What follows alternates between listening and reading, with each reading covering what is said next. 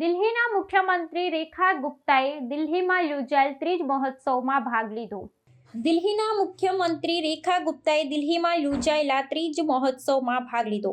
આ તહેવારમાં મહિલાઓના સશક્તિકરણ, સાંસ્કૃતિક વારસો અને સામુદાયિક એકતાને પ્રોત્સાહન આપતો મહોત્સવ છે, જેમાં દેશભરના પરંપરાગત હસ્તકલા, હસ્ત વ્યવસાય અને વાનગીઓ દર્શાવતા સૌથી વધુ રંગબેરંગી સ્ટોલ્સ હતા.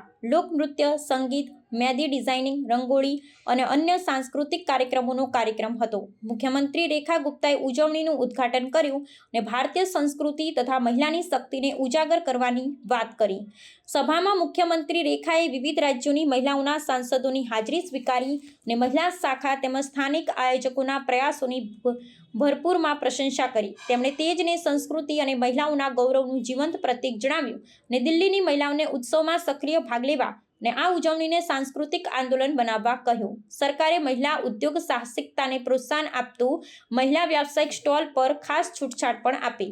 3 દિવસના મહોત્સવમાં દરેક વયના લોકો માટે રંજક પ્રવૃત્તિઓ રહી, જેમ કે મહેંદી સ્પર્ધા, બિંદી ડેકોરેશન, રંગોળી બનાવવી, પરંપરાગત ઝૂલા, સેલ્ફી પોઈન્ટ અને બાળકો માટે વાર્તા કહેવા અને જાદુ બતાવવાના પ્રોગ્રામ્સ.